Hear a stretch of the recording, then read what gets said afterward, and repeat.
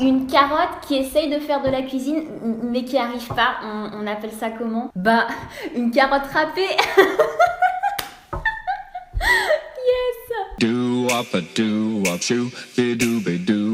Salut les gonzes, ça gaze. Bienvenue dans ce premier et potentiellement dernier épisode de Une flemmarde en cuisine. Je suis flemmarde et nous ne sommes pas dans ma cuisine, mais c'est pas grave, ça marche quand même. Bah oui, parce que si t'es une vraie flemmarde, bah tu cuisines assise. Tu vas pas rester debout devant tes fourneaux, quoi. Et donc aujourd'hui, je vais vous montrer comment je fais mes pancakes.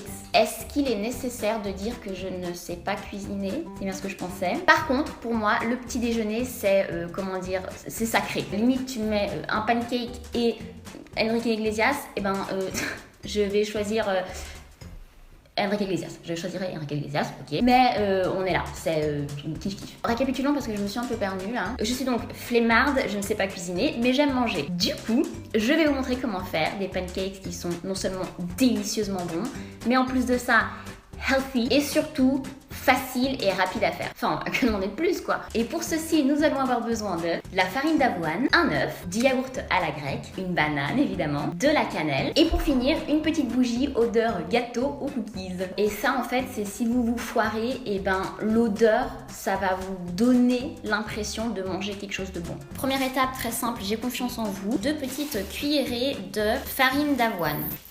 1 et 2. Alors je vous l'ai dit, c'est très simple, je le fais donc c'est vous dire. Mais il y a un petit piège, à un certain moment, il y a un passage délicat. Mais bon, on n'y est pas encore, du coup nous allons prendre ensuite une cuillerée de yaourt à la grecque. Un œuf de poule. Hein. Ensuite vous prenez votre spoons pour touiller, bah, ça peut être une fourchette aussi. Hein. Et là, nous arrivons au moment critique. Jusqu'à maintenant, c'était fun, c'était drôle, c'était simple, voilà. Mais maintenant, il faut être attentif. Nous allons mettre la cannelle. Sauf que, la cannelle, ça ressemble quand même vachement à du poivre. Du coup, ne vous trompez pas. Des pancakes au poivre, c'est pas bon.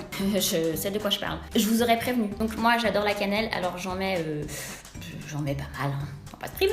En plus, la cannelle, ça donne du goût sans rajouter des calories. Du coup, après, on pourra mettre plus de sirop d'érable. Nous arrivons enfin à la dernière étape, et ça, c'est facultatif, mais moi, j'adore ça, et ça me remplit encore plus, et ça donne un petit coup de punch au pancake. Et c'est rajouter des petits morceaux de banane. Voilà, je vous laisse juste le temps de faire vos screenshots.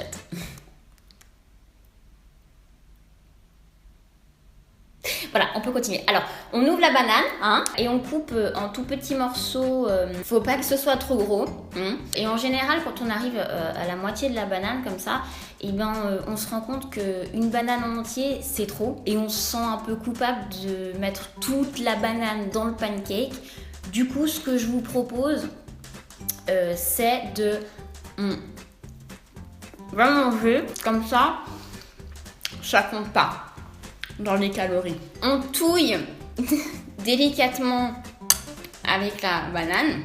Qu'est-ce que je suis en train de faire? Et vous avez fini votre mixture. Je suis fière de vous. Quoique, si vous êtes un peu des oufs et vous osez, vous êtes un peu dans le wild side, vous pouvez rajouter des petits blueberries, enfin des boules bleues, voilà. Et vu que moi personnellement j'ai pas froid aux yeux et je suis carrément aventurière dans l'âme, je vais mettre quelques blueberries.